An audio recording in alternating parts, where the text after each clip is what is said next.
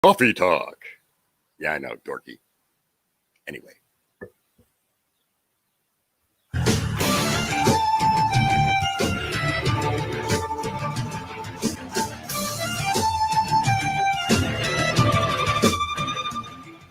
Oh, Stephen, talk to me.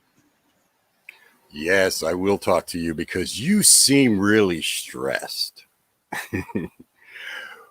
It is Father's Day, so to all you fathers out there, I want to say Happy Father's Day, and yeah, Happy Father's Day for you moms that are single moms that play mom and dad, play both roles.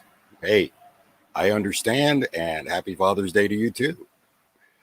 But we're going to talk about meditation, stress. Every morning around sunrise, I will meditate. Now, it's not the sitting with your legs crossed, home, home. It's not like that. It's nothing mystical. It's nothing, like that. It's basically me just sitting out here on my front porch, pretty much where I am now. I listen to the birds, watch the squirrels, watch the bunny rabbits gathering food, and I just think. All right. So, what am I thinking about? How does that work? Well, let me break down how it works as far as how the mind works. All right. Now, I'm not a psychologist, I'm not a professional in that regard, but I understand a little bit about how things work, and I'm going to share that with you. So, imagine your brain is like a filing cabinet, or better yet, for the modern era, a computer. You get a brand new computer and it's running perfectly, everything's running streamlined, everything's working great, right? Over time, the computer will start to slow down. All right. Well, why is that? Well, because you get so many programs running at the same time, it starts using up memory, it starts using up resources, and your computer slows down. For you computer geeks out there, you'll know that there is a program you can use called defragging. Okay, you can defrag your hard drive, and what it does is it takes all the pieces. Okay, so for those of you that don't know what defragging is, your computer gets defragging stands for defragmentation. All right. And I apologize for those of you that I seem like I'm talking down to you. I'm not. I'm talking to people who don't know anything about computers. Every program you run on your computer, some pieces of that program get shared by other programs. And those pieces get scattered all throughout your hard drive. All right. The computer has to take time, and it's not so much with solid state drives now, but in the old days when they had disk drives, your computer had to take time to find all of those pieces to compile them and put them together to run the program efficiently. We use a program called defragging. Now, Windows 10 does it automatically. You don't really have to bother with it, but you can go into settings and find it, and you'll see what I'm talking about. It takes all of those pieces that are scattered all over your hard drive, and it will put them back in order. It defragments. It puts everything consolidated in pieces, takes those pieces and puts them in order, so the computer can take less time to find what it needs. Imagine, to make it even simpler, imagine your desktop. Okay, I'm sure those of you that have a computer, a desktop, or a laptop will see that over time you start to get so many icons on your desktop that when you want to look for a program, you'll be like, okay, where is that? Where is that? And you're looking where it's not over here, it's over here. Where is it? And you're looking for that. It takes time out of your day to find what you're looking for. Let's say you're looking for a certain picture and you've got, 100 pictures on your desktop. It's hard to find those, right? So what do? How do you fix that problem? You'll create folders on your desktop. So let's say you create a folder that says pictures.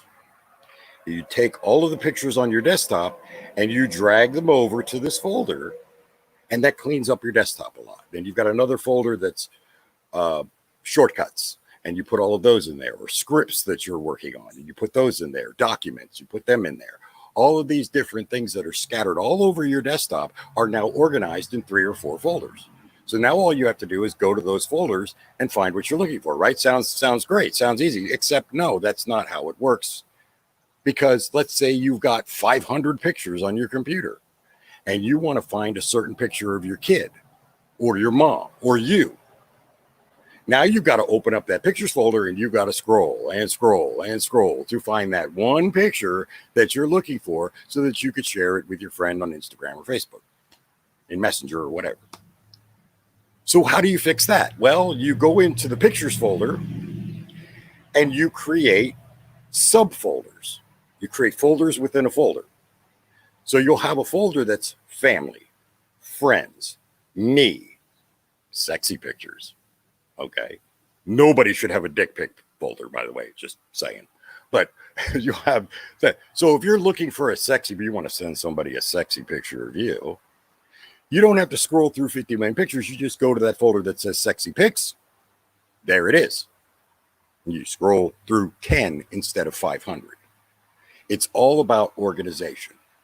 Well, when I meditate, what I do is I take my brain and I organize those files. We all have files in our head. Our files in our head are whatever we're having to deal with. All of the things, all of the thoughts, all of the feelings, emotions, this, that, blah, blah. Oh my God, it's so much, right? That's it.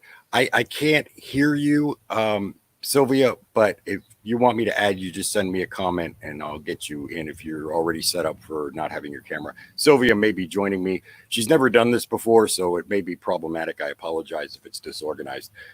You could chat in the regular chat too if you're watching the live stream. Anyway, so you want to take all of these things that are going on in your head and you want to organize them. Well, how do you do that?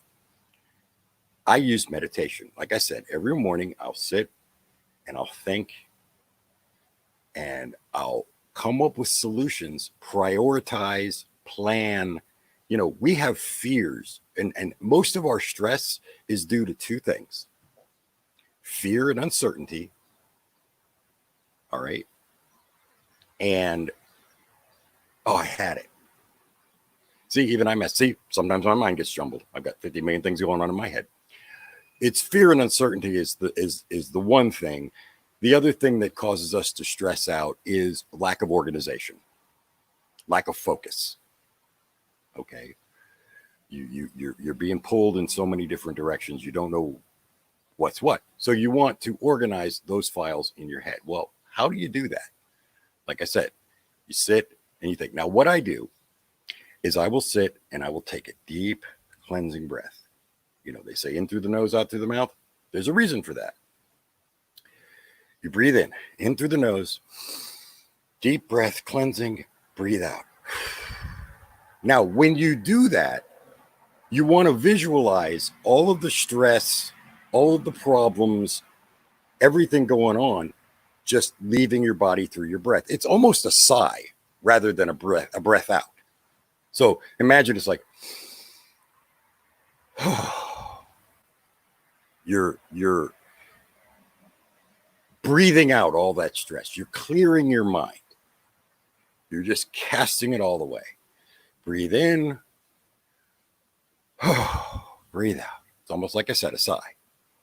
So when you do that, you're basically taking all of your files and you're clearing your desktop. You're taking everything and you're just putting it all out of your head so that you can start compartmentalizing and looking at each individual file and folder, each individual thing. I'm going to add you in just a moment, Sylvia. We'll talk about this in a second. So you breathe out, clear your mind, let it go, let it go, let it go, let it go. Now, that's the breathing part of it. You don't have to do that the whole time. You want to do that in the beginning. All right, then you just start breathing normally and you start to think. Now, this is going to sound crazy, but go with me on this because it's not as crazy as you think. Because if you really search within yourself, if you really take a good hard look at yourself, you'll realize you probably do it too. I talk to myself. Now you can sit here and say, oh, that's crazy. You talk to yourself, really? You talk to yourself. I guarantee you, every single person that is watching this right now, you talk to yourself at some point during the day. I have whole conversations with myself. Let's add Sylvia. Hey, Sylvia, can you hear me? Hi, I can hear you. Can you hear me? I can hear you. How are you? Awesome. Great. Awesome. So let me ask you a question. Do you talk to yourself? Absolutely. See? Sylvia is one of the most rational, logical people I know. And even she talks to herself. So it's not crazy. You're not insane for talking to yourself. And there's a reason why you talk to yourself. The brain is divided into two hemispheres, left and right brain. Okay. Your left brain is your analytical side. It's your logical, rational, mathematical, scientific, reasonable side. Your right side of your brain is your creative, passionate, emotional side. It's where you get your creativity. It's where you get your passion. It's where, if you're a romantic like me, it's where you get all of that from your right side. That's why lefties like me are some of the most intelligent people. Are you left-handed or right-handed, Sylvia? I'm actually right-handed. Nice. So you're not as smart as I am. I'm just kidding. Lefties roll. Anyway, so you have the left side and the right side of your brain. The left side, as I said, is the analytical side. The right side is the emotional side. When you meditate, you need to get those two sides of your brain talking to each other. Now, if you're a really focused individual, you probably don't need meditation because you can think in your head. But that's why we talk to ourselves. Sylvia, when you talk to yourself, why do you talk to yourself? Well, usually it has to do with working through an issue I'm having, coming up with solutions. Sometimes I feel like I'm either the only person around, so there's no one else around to talk to, or the people around me just aren't on the same level with me. So I wouldn't be able to have the conversation I needed to get to the solution. So in other words, one of the reasons you talk to yourself is you're probably the smartest person to talk to at the time. Probably. You know why that is? The reason for that is you are engaging the right and left side of your brain. The side that's asking the questions is usually the right side, the emotional side. What are we going to do? What am I going to do? It's too much. I can't handle it. I don't know. I'm freaking out. I'm losing my mind. It's just too much. The right side of your brain is like, okay, calm your tits. It's going to be okay. You're talking to each side of your brain, the conversation that you have. We have, like I said, it sounds like multiple personality disorder, but we have two distinct personalities within us. It's not something crazy. It's not, something weird. Every single one of us have two distinct personalities. You have the rational side of you that thinks things through and what are the odds of this going wrong? It's not going to be as bad. The reassuring, calming voice of reason. Then you have the emotional side that's freaking the hell out and trying to figure things out and worried and stressed and afraid and uncertain. When those two sides are talking, especially when you do it audibly. And the reason it's good to talk to yourself is because when you hear it, it makes more sense to you. You're able to think more clearly. Do you think more clearly when you actually talk it out? Yeah, because I'm getting everything out into the open, and whether it's through a form of writing or just speaking out loud, like we're discussing here, it helps organize those thoughts. And if it stays in the head, sometimes it's like a tangled mess, like a ball of yarn. Yep. See, the greatest invention in the world is the Bluetooth. I love the Bluetooth because when I'm in the car and I'm having a conversation with myself, the person that pulls up next to me isn't dialing 911 like in the old days. Now they're looking at you like, Oh, he's on the phone. I'm serious. There's times where I pretend I've been having conversations with myself, like in a public place, and somebody will walk by staring at me, and I'll be like, "Yeah, so I'll call you back later," because I want them to think I'm on the phone.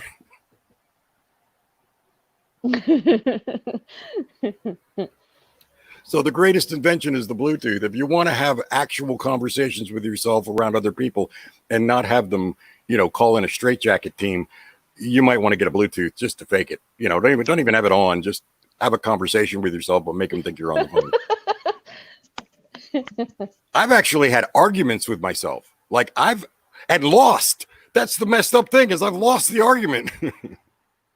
How do you lose an argument with yourself? Yeah, that's pretty bad. It's pretty bad. When you go into a conversation with yourself thinking, okay, I'm going to convince myself that this is the way it is. And then at the end of the conversation, you're like, well, damn, I was an idiot. I don't know what I was thinking. You know what would be really hard is the person that never wants to admit they're wrong, like the narcissist. How do they have conversations with themselves? Because the narcissist in them is going to be like, no, you don't know what you're talking about.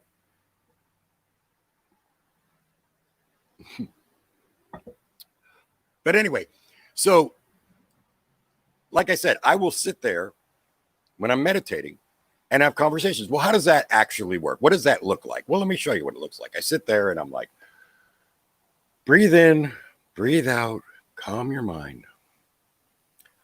Okay, Stephen, I don't actually use my name. I'm like, okay, what do I need to do today? Like what is going on in my life? Sometimes I'll just come up with a simple question of, okay, what's wrong?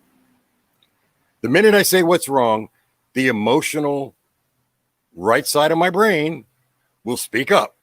Well, I'm worried about this bill or that bill or this job or that job or this relationship or that relationship. Okay. Well, what are you worried about? Well, like the relationship. I mean, what if the relationship fails? What if she cheats on me? What if she decides she doesn't want me anymore? Okay, is there anything you can do about it? Not really. And then why are you worried about it?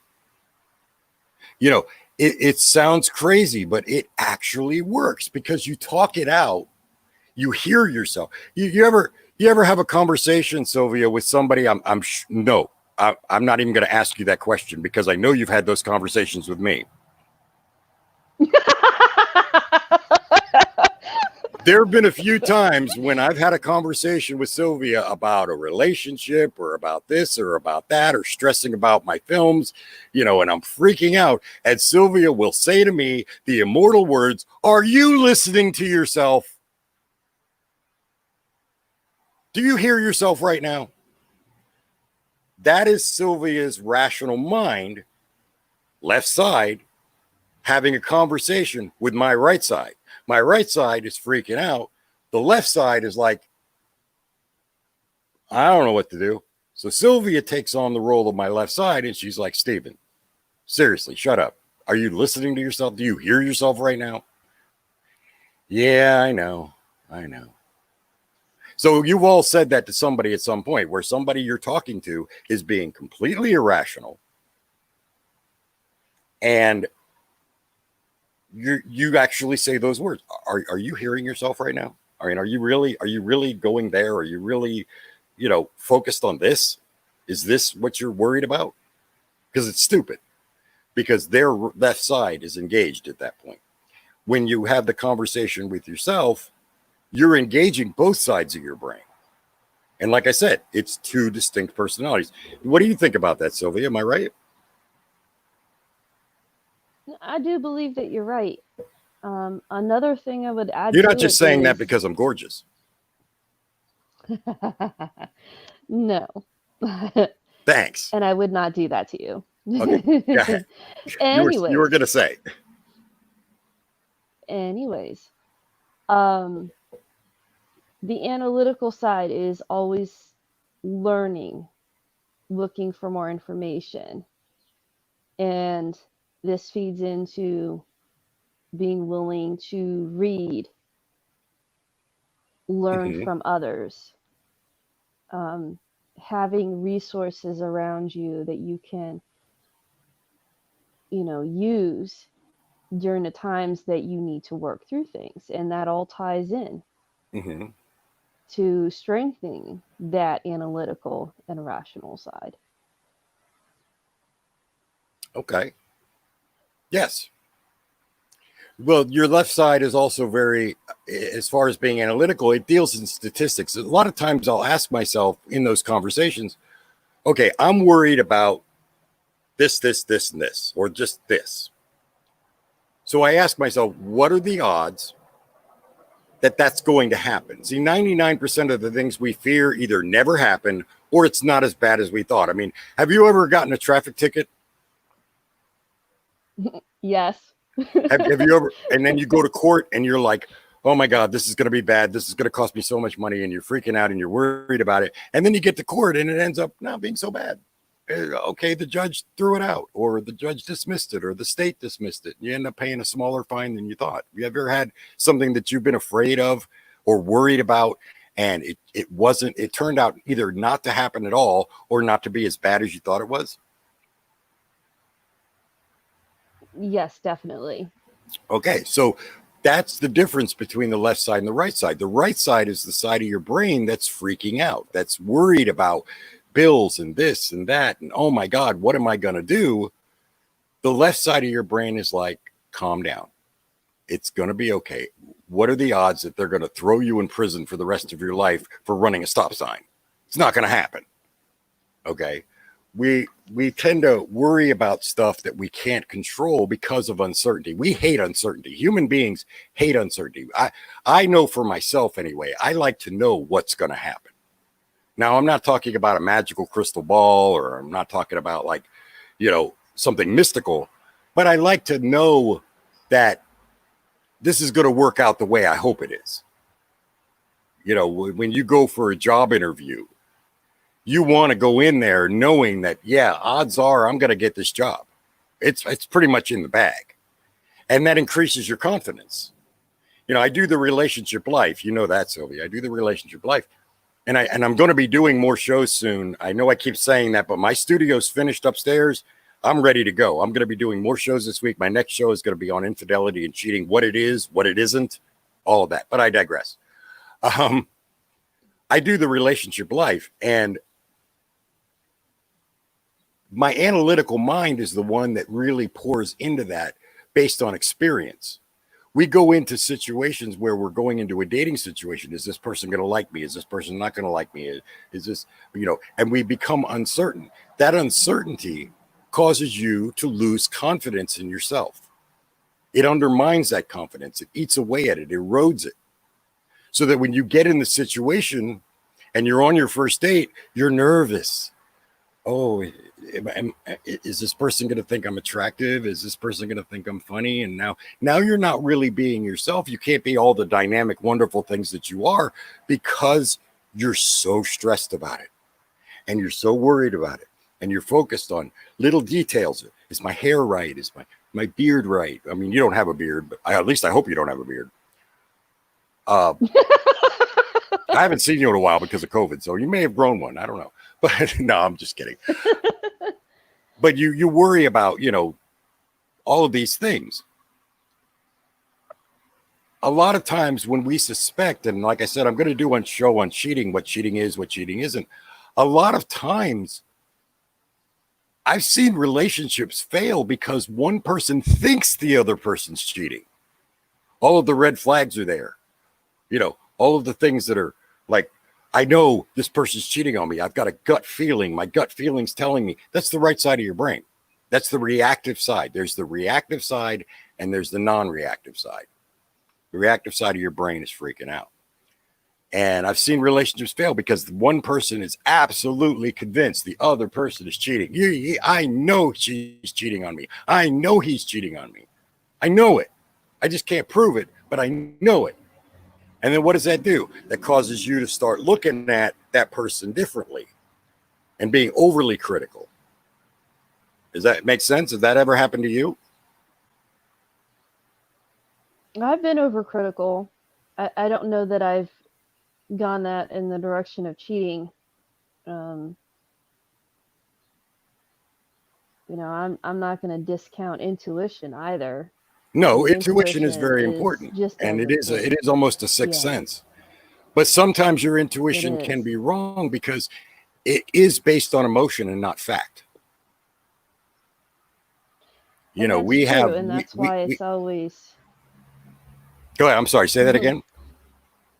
that's why it's always important to go and investigate and look for proof. And until you actually have proof, Oh yeah. not to go based just off of emotions. No, yeah, that's absolutely It's right the too. same it's the same idea when we go into dating and we get started in a relationship. Things always feel good. Oh But yeah. if you don't have a list of criteria of what you would look in a partner, you don't have those guidelines and you don't look for if that person actually carries those characteristics, Hmm. you could end up in a really hard relationship because you were going on based on emotion and not tying the two together. Right. So you've got to balance both sides, the analytical side, the rational side, and the emotional side. The emotional side is your passionate side. You know, I'm sure you watch Star Trek. I know I do. We're not Vulcans, but we do. Even Vulcans had an emotional side. They just suppressed it. They learned to control it. And so we're not able to do that as easily as they are in that fictional show Star Trek. But you can train yourself to listen to your rational side and listen to your emotional side, and you can balance the two. And like I said, I do that through meditation. So like, how does it all work? Like I said, I sit down, I meditate, I talk to myself, I talk it out. You want to prioritize, like I said, with the analogy of the desktop, putting things in subfolders and folders. The reason I do it every morning and not every evening is because you don't want to run a program that's all slowed and bogged down. Or if you're creating a PowerPoint presentation and you need to put photos in it and have your photos all scattered all over your desktop, you don't want to put that PowerPoint presentation together with everything scattered and then after you're finished, organize everything. What's the point? What is the point? You want to do that before you start creating that program. Like I do video editing. I've got 500 clips from a scene that we shot in one of my films. Okay. I got to go through every single one of them and see what they all are before I make my film. If I just randomly drag clips just chaotically into the timeline, the movie's going to make no sense. Does that make sense at all? Absolutely. Okay. So that's the reason I do my meditation early in the morning. I do it at sunrise. And like I said, I'll sit there and I'll think about my day. What do I want to do today? I'm not worried about next week, next month, next year. Yes, those things are important. You need to have long-term goals. You need to have aspirations. We all have dreams. But what can you do today to set that into motion? So I'll tackle the analytical side of my brain. We'll tackle the irrational, emotional side. I'll get those two talking to each other. I'll talk it out. Okay, what's the matter, Stephen? What's going on? Well, I'm worried about this person and that person and this thing and that thing. Okay, what can you do about it right now? Well, nothing. All right, so what is your ultimate goal with this person? Well, I really like this girl. I want to be in a relationship with her. Let's take that as an example. Or if you're a girl, I really like this guy. I want to be in a relationship with him. Okay. Well, what's the best way to get there? Well, I need to be confident. I need to show this person my fun side. I need to show this person that I'm well put together and get a rapport going with that person so that person starts building attraction. Okay. How do you do that? Well, and I'll sit there and I'll analyze this out. And then I'll realize, okay, but this is a long-term thing. This isn't going to happen today. What do I need to do today? Well, I need to clean the house. Okay. I need to vacuum. Okay. I mean, I'm not saying I have conversations like that. Okay. I don't do that. But I mean, I go through and I prioritize. I need to vacuum. I need to do the laundry. I need to wash the dishes. I need to finish editing this one video that I've been working on for a month and I never seem to get around to it. Establish what I call micro goals. Each day, each morning, I set down a list, and you can even write it down, but you really don't need to if you're really focused. And I talk it out, and I come up with a plan of attack for today. And by doing that, I'm setting up the future, because what I accomplish today will directly influence future goals. Does that make any sense? Absolutely. Do you ever do anything like I that? do write list. I write list all the time. Okay. And the reason why I write list is it helps. That list is my baseline.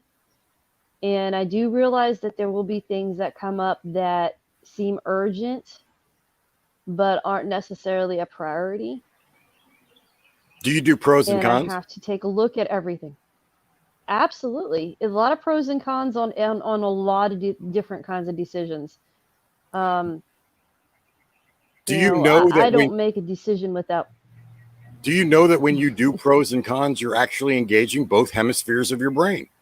One side is the positive side, that positive personality, that rational personality, and the other side is the negative personality. A lot of times, our negativity comes from the emotional side. And our positivity Well, comes. the emotional side, the emotional side can be both positive and negative. Mhm. It's just on what we choose to go in, what we choose to believe, in the situation. Right, but I call Um, the emotional side the reactive mind, because the emotional side is more about the reaction. See, you've got, like I said, you have two distinct personalities. You have two distinct people living inside your head. And your emotional side is very reactive. It's that knee-jerk reaction. It's that emotional reaction. This happens, so you react this way. Oh my God, what am I going to do? It tends to be a little more on the negative side because it is more reactive. It's reacting to situations rather than thinking it through. Your analytical side is not as reactive, or less reactive, not even reactive. It looks at things rationally, logically. Okay, what's the worst that could happen? Well, I mean, we're all dealing with the COVID virus and the lockdown and racial tension and all of these things that are going on in the world. Your reactive mind is going to react to that. Your positive, your analytical side is going to be more like, is there anything I can personally do about it right now in this moment? No. Okay, so let's let this play out and see what happens, and then we'll deal with whatever happens as it comes. Does that sound reasonable? Yes. Okay. But your reactive mind is going to be like, oh my God, the world, the sky is falling, the sky is falling. Does that make sense? no, it does. It does. Awesome.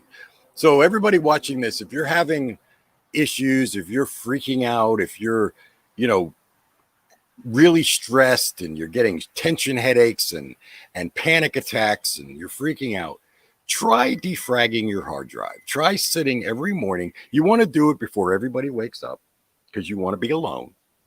You don't want to have distractions. You don't want to have the kids underfoot or the pets or, your phone ringing and people texting you and all these things. You want to have as few distractions as possible.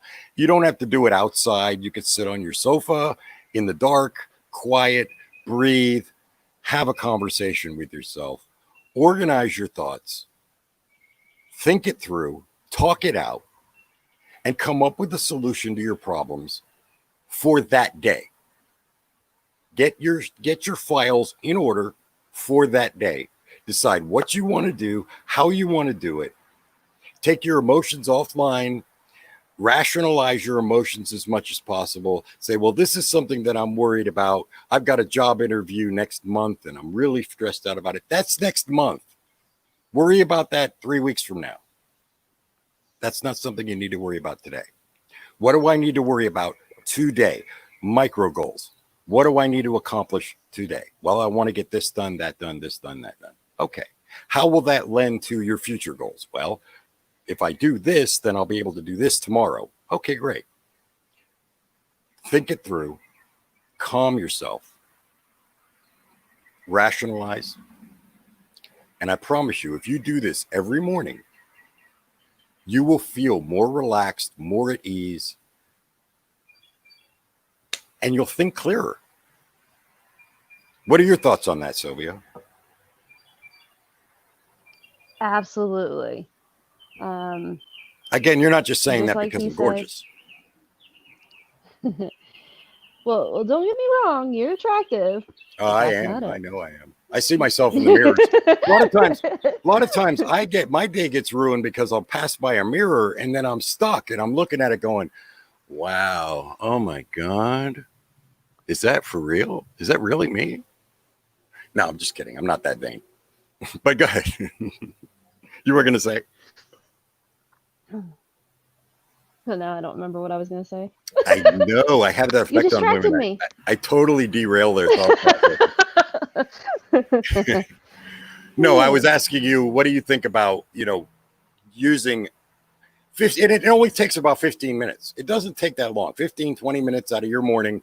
What do you think of using that? Are you going to try that? Well, that is something that I'm already doing. Oh, See, every time I decide I set a goal for myself, and I think goals are so crucial. oh, yes. You have something to work towards. If you're busy trying to make things happen in your life, you don't have time to be depressed. You don't have time to get all high anxiety. You're so That's very focused true. on the things that you're trying to accomplish, and then with each little step of accomplishment, that boosts your confidence. It boosts your self-confidence. It boosts the way that you look at yourself. You can Hmm. look back and you can go, look how far I've come. You can see the mile markers. It's great for self-esteem. Um, but yes, this is part of I what I would feel for anybody that would consider themselves successful. This is the baseline for them. It is. It is. They Well, like I start said, out every day with go they ahead. start out every day with like a game plan. That's what it Hmm. is. It's like coming up with a game plan Yeah, for without a that. game plan, you can't win. I mean, even football teams, they have a game plan. They have a strategy. You have to strategize. And your left side of the brain, the analytical side, is your strategic side. That's the side you want to engage to strategically organize your files. And that's what I was saying about having your folders where you have the different subfolders. You want to take all of the things that are important to you that you're thinking about, things that stress you out, things that you're worried about, your goals, your aspirations, your dreams, your relationships, everything that's going on in your life. You want to take those folders and you want to organize them so that you can access them easily. And it's almost like a mental image. You want to picture it in your mind that I'm going to take this problem and I'm going to put it over here for right now because I'm not worried about that till next Tuesday. I'm going to take this bill that I'm stressed out about money, and I'm going to put it over here because I don't need to worry about that till next Friday. When you organize those folders, then as you go through your day, you have a clear, concise idea of what you want to accomplish and how you're going to go about it without all this extraneous crap cluttering your mind, just like a cluttered desktop. That's where you talk. I talk, you talk, I talk, you talk. I was just really enjoying you talking. I, I have that But you're effect on right. women. I mean, honestly, I don't even know how I can add more to it because I feel like you have covered just about everything in that. Well, there you go. So I've covered everything. So I hope this has helped you guys. If you have any questions, hit me up in comments. You can DM me on Instagram by going to that Stephen Bastion. You can find me on Facebook under Stephen Bastion.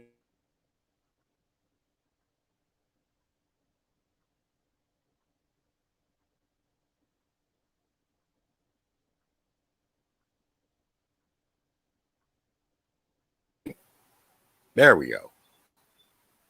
Are you still there, Sylvia? I am still here. I didn't know what Okay. happened. We just froze. We just froze for a minute. But anyway, yeah. So if you have any questions, if anybody has any questions or comments, I'd love to hear your comments.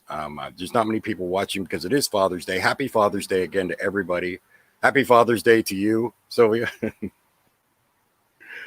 uh, My kids are with their dad, so I get to, he's done a really good job at stepping up.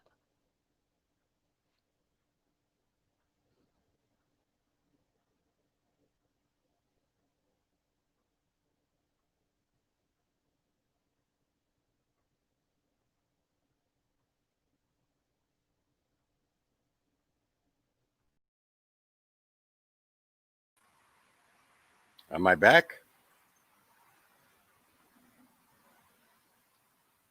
All right. Well, I'm having issues with my internet for some reason. I don't know why I just dropped off, but hopefully you guys saw all of that. And like I said, if you have any questions, get back to me and I will talk to you all soon. I'm going to do another relationship life video on infidelity. So look for that. And until next time, I'm Stephen Bastian. That was Sylvia Gray. Peace.